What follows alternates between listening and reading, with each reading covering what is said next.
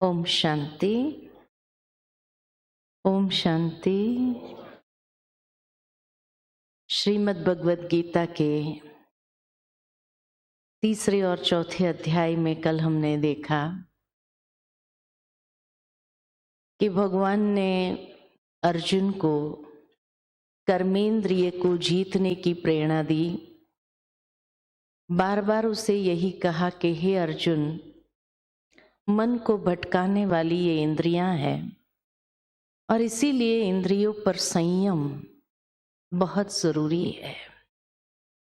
और शायद आज के विश्व के अंदर ये संयम न होने कारण ही कई प्रकार के कलह क्लेश, कई प्रकार का भटकाव, कई प्रकार के मानसिक तनाव या अवसाद जीवन के अंदर अनुभव होता है। और इसीलिए आवश्यकता है कि जितना हम अपने इंद्रियों के ऊपर संयम रख लेते हैं तो कई प्रकार के आर्ग्यूमेंट्स, कई प्रकार के कलह क्लेश से, आपसी मतभेद से हम बच जाते हैं। फिर चौथे अध्याय में जब अर्जुन भगवान से पूछते हैं कि ये ज्ञान, ये योग आपने सबसे पहले किसको दिया, तो कहा सबसे पहले मैंने सूर्य को दिया, भावार्थ सूर्यवंशियों को दिया। जहां से चंद्रवंशियों ने इस ज्ञान को प्राप्त किया, वहां से इक्ष्वाकु को मिला, यानी द्वापर युग तक भी ये ट्रांसेंड हुआ था, लेकिन कलयुग के समय में ये लुप्त हो गया क्योंकि रिद्धि सिद्धियों का संचार होने लगा।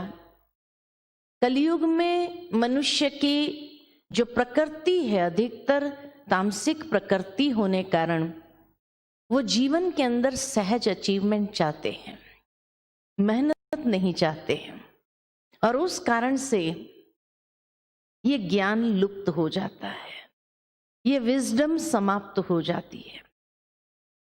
लेकिन जैसे जैसे कलयुग के अंत में मनुष्य विवशवान हो जाते हैं, संस्कार रहित हो जाते हैं, तब पुनः भगवान को आना पड़ता है इस संसार को ठीक करने के लिए, और ये ज्ञान प्रदान करते हैं।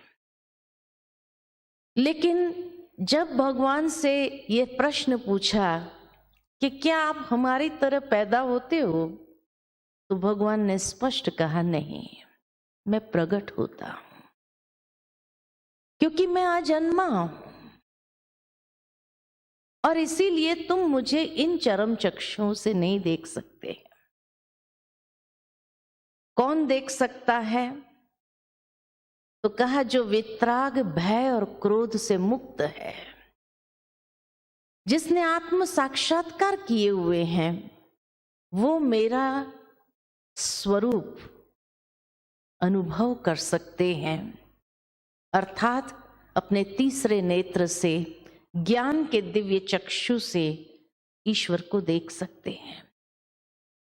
उसके बाद भगवान ने पुनः सब्जेक्ट को चेंज किया और कर्म की गुह्य गति को समझाना चाहा, और अर्जुन से कहा कि हे अर्जुन, कर्मों की गति अति गुह्य है, और इसीलिए कर्म क्या है, अकर्म क्या है, विकर्म क्या है, इसको समझना आवश्यक है, क्योंकि तभी तुम कर्म बंधन से मुक्त हो सकते हो। तो कर्म क्या है, अकर्म क्या है, विकर्म क्या है,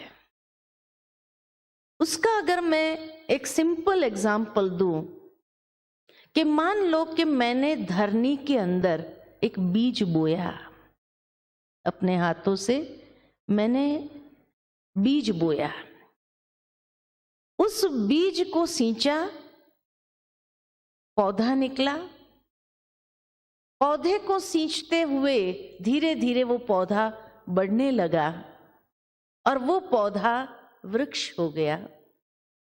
उस वृक्ष के ऊपर फल लगे। मैंने उस फल को तोड़ा और खाया। दोनों कर्म मैं ही कर रही हूं। बीज बोने का कर्म भी मैंने किया, फल तोड़ के खाने का कर्म भी मैंने किया। दोनों कर्म में कोई अंतर है? दोनों कर्म में कोई अंतर है? बीज बोना भी कर्म है, फल तोड़ के खाना भी कर्म है। क्या कहेंगे? एक पुरुषार्थ है और एक प्रारब्ध है। और बीज बोने का जो कर्म है वो श्रेष्ठ कर्म है। क्यों? क्योंकि एक बीज से इतना वो पावरफुल कर्म है जो मुझे 100 फल की प्राप्ति होती, और वो भी हर सीजन में रिकरिंग है। तो कितना पावरफुल वो कर्म है। लेकिन फल तोड़ के खाना वो अकर्म है, क्योंकि उस कर्म का कोई फल नहीं मिलता है। बीज बोने का जो कर्म है उसका फल है, लेकिन फल खाने का जो कर्म है उसका कोई फल नहीं, वो अकर्म है।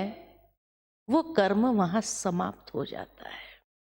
खाया, सेटिस्फैक्शन मिला, समाप्त। तो बीज बोने का कर्म श्रेष्ठ कर्म, फल खाने का कर्म अकर्म, और विकर्म किसको कहा जाता है? विकर्म यानी विकृत कर्म। जो विकारों के वश किया गया कर्म है उसको कहा जाता विकर्म। लेकिन आगे भगवान ने बहुत सुंदर बात कही है कि हे अर्जुन, जो मनुष्य कर्म में अकर्म और अकर्म में कर्म देखता है वो बुद्धिमान योगी है। जिसके कर्मों का आरंभ और फल की प्राप्ति में कामना का त्याग है तथा सांसारिक आश्रयों से रहित हो और परमात्मा की याद में नित्य तृप्त, उसके कर्मों में कोई त्रुटि नहीं होती है। वह ज्ञान रूपी अग्नि से विकर्म को भी भस्म कर देता है। अब कर्म में अकर्म, अकर्म में कर्म, वो बुद्धिमान योगी है। भावार्थ कि बीज बोना ये कर्म है, फल तोड़ के खाना ये अकर्म है। नॉर्मल इंसान यहां तक करता है, लेकिन बुद्धिमान योगी क्या करता है कि फल खाने के बाद उस बीज को फेंक नहीं देता, उस बीज को पुनः रोपित करता है।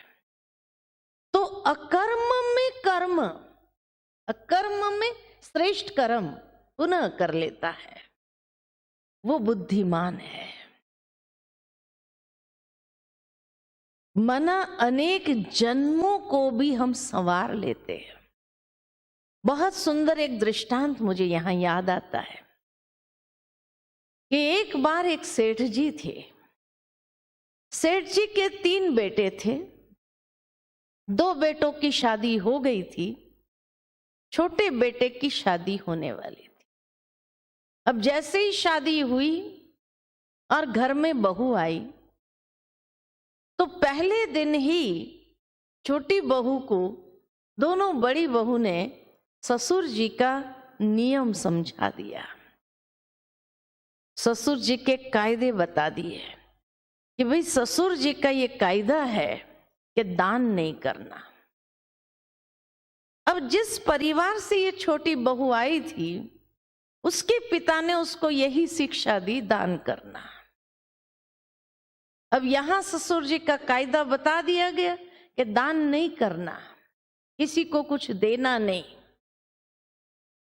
ठीक है, नहीं देंगे। कुछ समय बीत गया। कुछ समय के बाद एक भिखारी आता है गेट पर और उसने वहां से पुकारा कि 3 जन्म का भूखा हूं, कुछ दे दो। छोटी बहू ऊपर गैलरी में कपड़ा सुखा रही थी। उसने सुना ये बात तो उसने ऊपर से जवाब दिया कि बासी खाना खा रहे हैं, कल उपवास करेंगे। जैसे ये बात सुनी भिखारी वहां से चल देता है। नीचे ससुर जी पेपर पढ़ रहे थे, उसने ये बात सुनी कि बासी खाना खा रहे हैं, कल उपवास करेंगे। उसको बड़ा गुस्सा आया, ये छोटी बहू क्या कहती है, बासी खाना खा रहे हैं? कौन से दिन हमने उसको बासी खाना खिलाया? किस दिन हमने उसको उपवास रखने के लिए कहा? ये तो हमें बदनाम कर रही है। बड़ा गुस्सा आया उनको कि आज भिखारी को कहा, कल समाज वालों को कहेगी। किस दिन हमने उसको बासी खाना खिलाया? ऐसी लड़की हमें नहीं चाहिए जो हमारी ही बदनामी करे। उसने उसके पिता को फोन कर कह दिया कि भाई आप अपनी लड़की को ले जाइए, हमें नहीं चाहिए ऐसी लड़की। पिता ने सोचा मेरी लड़की इतनी समझदार है, इतनी मैच्योर है, वो ऐसा तो कुछ बोल नहीं सकती है, जरूर कोई मिसअंडरस्टैंडिंग हुई है। अब उस जमाने में तो लड़की को वापस ले आना पिता के लिए भी इज्जत की बात होती थी। अब क्या किया जाए? तो पिता ने गांव के पंचों के पास जाकर ये बात रखी कि भाई आप सब तो मेरी लड़की को जानते हो, कितनी समझदार है, लेकिन उसके ससुर ने फोन करके बताया कि लड़की को ले जाओ, हमको ऐसी लड़की नहीं चाहिए। लेकिन मुझे लगता है जरूर कोई मिसअंडरस्टैंडिंग हुई है, तो कृपया आप मदद करिए। तो पंचों ने कहा बात तो सही है, लड़की तो इतनी समझदार है, कभी उसके विषय में कुछ भी ऐसी बात नहीं सुनी। तो कहा ठीक है, हम सेठ जी को ही बुला करके पूछते हैं कि भाई क्या बात है। सेठ जी को बुलाया और पूछा भाई क्या बात है। तो सेठ जी ने सारा वृत्तांत सुना दिया कि अरे वो भिखारी आया और भिखारी से उसने कहा कि बासी खाना खा रहे हैं, कल उपवास करेंगे। अब किस दिन हमने उसको बासी खाना खिलाया? किस दिन उसको उपवास रखने के लिए कहा गया? ये क्यों हमें बदनाम कर रही है? आज भिखारी को कहा, कल समाज वाले को कहेगी। तो पंचों ने कहा अगर उसने ये बात कही है तो गलत बात है, लेकिन एक काम करते, लड़की को ही बुलाकर पूछ लेते हैं कि उसने ऐसा क्यों कहा। लड़की को बुलाया गया कि भाई तूने ऐसा क्यों कहा। तो उसने बड़ी विनम्रता के साथ हाथ जोड़ करके कहा अगर मैंने कुछ गलत कहा हो तो क्षमा चाहती हूं। लेकिन वो भिखारी ने कहा कि 3 जन्म का भूखा हूं, कुछ दे दो। उसके उत्तर में मैंने ये बात कही कि बासी खाना खा रहे, कल उपवास करेंगे। उसका भाव ये था कि पहले जन्म में उसके पास होगा, लेकिन उसने कभी दान ही नहीं किया। जब दान ही नहीं किया तो दूसरा जन्म उसका भिखारी का रहा। भिखारी के जीवन में कुछ था ही नहीं जो दान करे, इसलिए ये जन्म भी भिखारी का रहा। तब उसने कहा कि मैं 3 जन्म से तरस रहा हूं कि अब मेरे पास कुछ हो जो मैं भी दान करूं, ताकि आगे का जन्म में संवार लूं। अकर्म में कर्म, लेकिन हमारे ससुर जी का नियम है कि दान नहीं करना। इसलिए मैंने उस भिखारी से ये बात कही कि ये जो तुम देख रहे हो, हवेली जो देख रहे हो, ये पिछले अच्छे कर्मों का फल है ना। तो बासी खाना खा रहे हैं, लेकिन इस जन्म में हम भी कुछ नहीं कर रहे हैं, इसलिए कल हमें भी उपवास ही करना पड़ेगा, है ना। कर्म में अकर्म, अकर्म में कर्म, वो बुद्धिमान योगी है कि जिसके कर्मों का आरंभ और फल की प्राप्ति में कामना का त्याग है तथा सांसारिक आश्रयों से रहित हो गया है और परमात्मा की याद में नित्य तृप्त है, उसके कर्मों में कोई त्रुटि नहीं। ये है अकर्म में कर्म, जो विधि बताई गीता के अंदर भगवान ने।